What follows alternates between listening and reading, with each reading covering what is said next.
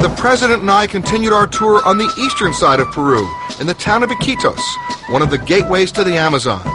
But this was only a quick airport stop. We were on the move again. A little helicopter ride, huh? We boarded the Russian-made Mi-17 helicopter, the workhorse of the Peruvian armed forces. Ahora entiendo.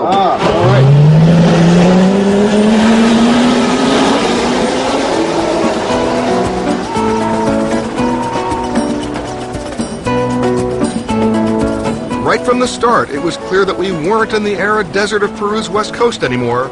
We were now flying over an unending sea of green, the Amazon rainforest. Peter, the Amazon is by far the largest rainforest in the world. Over 2.5 million square miles. It covers 2/3 of Peru. It seems like it goes on forever. There are those who believe it does. Below us is the granddaddy of all rivers, the Amazon River. The river can be navigated for almost its entire length. It is the lifeblood of the eastern side of the continent. The Amazon is one of the longest rivers in the world. It holds 20% of the world's fresh water. That's why it's vital for us to keep it clean. An environmental policy to us is very important. Okay, let's land. As we descended into the remote Amazon territory of Yanamono, members of the Yawas community came out to greet us. This was the first time that a helicopter had ever landed here.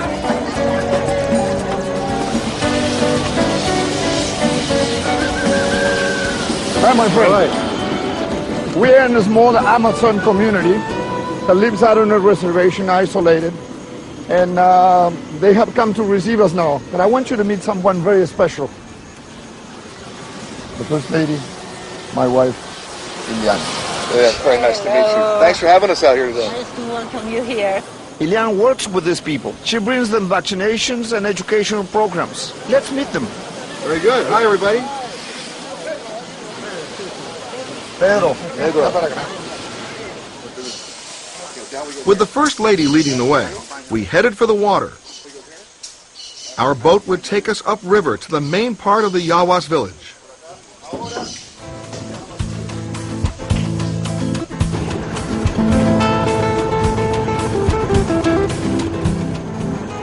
Now the weather's like a Caribbean, a tropical climate.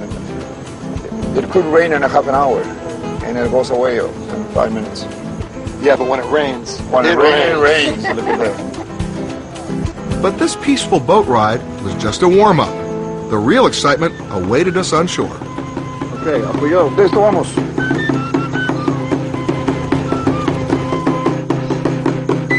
As we stepped off the boat, we were welcomed by the Yawas' own version of a marching band. They guided us to a field where the local women and girls performed a traditional dance.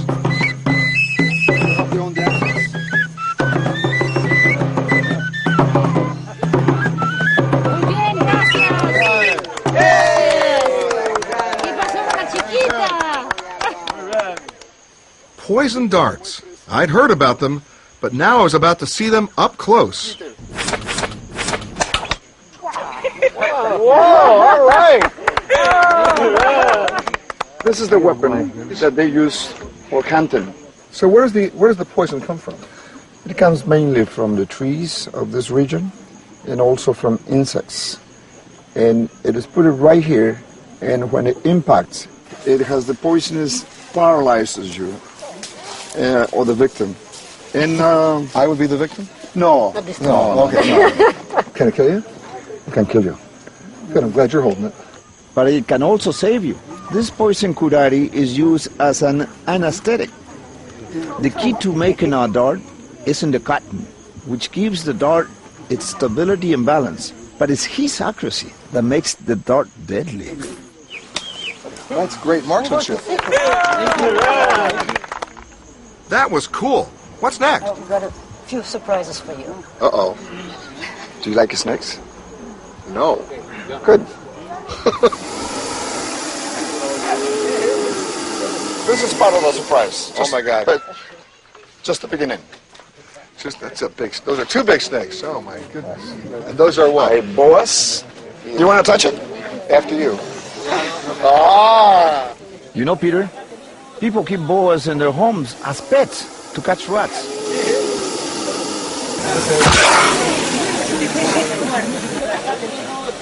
Although the boa constrictor's sharp teeth are frightening, its bite is not venomous. But that doesn't mean that doesn't hurt.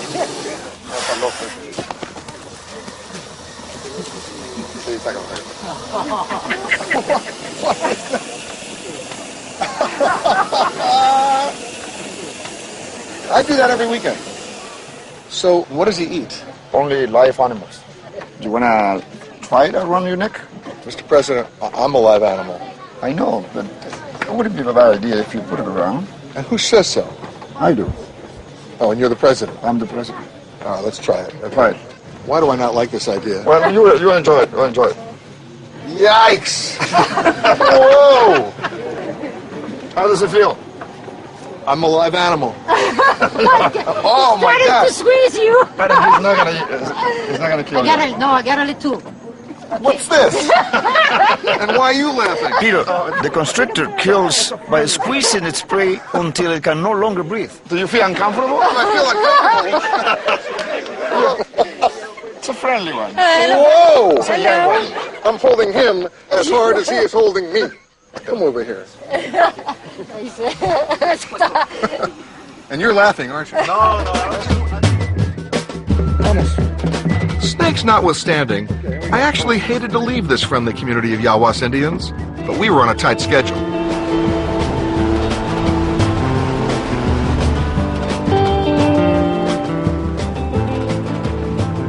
Peter, this is the famous town of Belen. Wow, the whole town's on stilts. That's because during the height of the rainy season, the Amazon can rise 20 feet or more.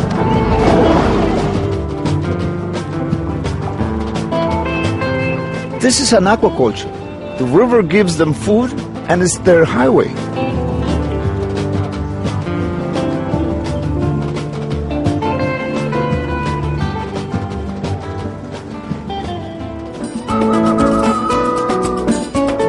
As we left the Amazon, the president and I arrived back in Iquitos, the town on the edge of the jungle, and the hub of activity in the Peruvian Amazon.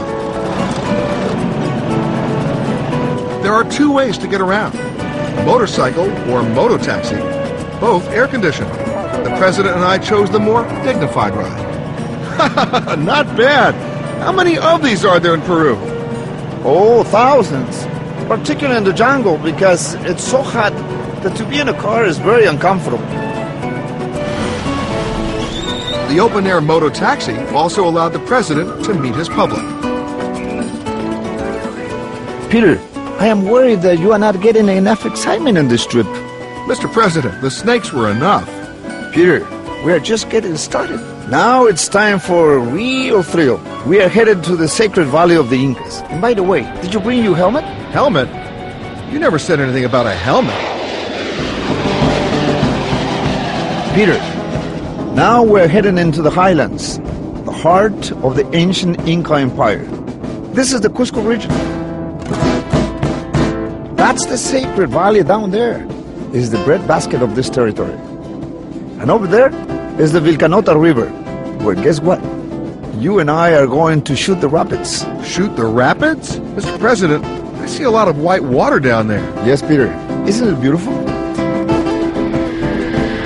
Oh, look, another band. What a surprise. Hey, when you're the president of Peru, you get music. First, I want to show you the town of Ollantaytambo. Before I was the president, the First Lady and I lived here for a while. So this is something of a homecoming for us.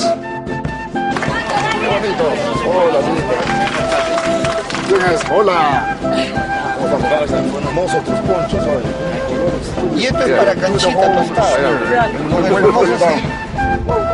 The president told me about this ancient Incan city, still much the same today as it was 500 years ago.